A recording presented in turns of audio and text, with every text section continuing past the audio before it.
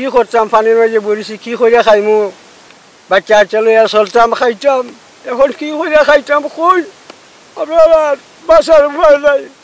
শতকোটি টাকার মনু নদী প্রকল্প এখনো বাস্তবায়ন না হওয়ায় গ্রামের কৃষি জমি পানির নিচে রয়েছে, যার ফলে কৃষকরা আউশ ও আমন ধানের ফসলি জমি হারিয়েছে। চরম উদ্বেগ উৎকণ্ঠার মধ্য দিয়ে দিন কাটছে এই এলাকার কৃষকদের।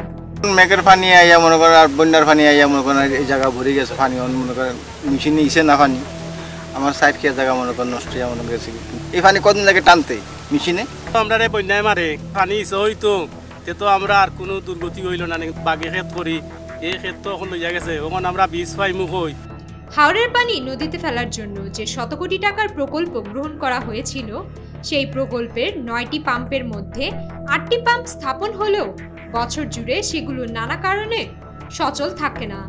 কৃষকরা বলছেন পাম্প হাউস বন্ধ থাকায় পানি নামছে না।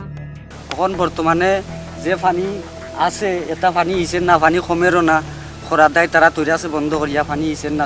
প্রতি সময় আই আমরা পানিয়ে মারে, প্রতিবার আই আমরা পানিয়ে মারে, তে আমরা বাঁচতাম কিলা। কি করতাম পানির মাঝে বলেছি কি করে খাইমু কাশিমপুরের এরা যদি পানি ইসতো তো আমরা সাথে সাথে পানি ইসলে আমরা জমিনগুলা বাইরে যেত, আমরা আজকে বাচ্চা চলে চলতাম খাইতাম এখন কি করে খাইতাম কই। এদিকে কৃষি সম্প্রসারণ অধিদপ্তর বলছে সেচ পাম্প দিয়ে প্রতিনিয়ত হাওরের পানি নদীতে ফেলার কাজ চলছে।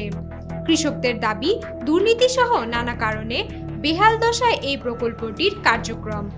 তবে পানি উন্নয়ন বোর্ডের কর্মকর্তা বলছেন বিশেষভাবে সুবিধা দেওয়ার কোনো প্রশ্নই আসে না।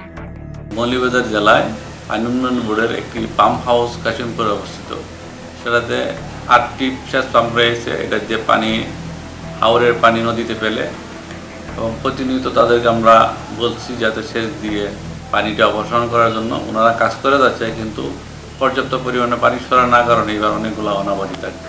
আমাদের কিন্তু 24 ঘন্টা এখানে কাশিমপুর পাম্প হাউসে ডিউটি করে, তো এখানে যে কাউকে বিশেষ কোনো পার্সনকে সুবিধা দেওয়ার কোনো প্রশ্নই আসে না।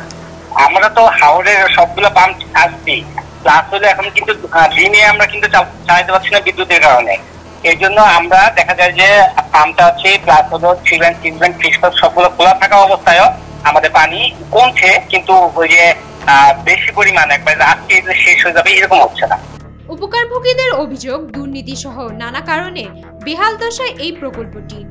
ফসল বাঁচাতে দ্রুত হাওরের এই প্রকল্প বাস্তবায়নের দাবি স্থানীয় কৃষকদের। Sumaiya Mitu, news desk, south Asian Times.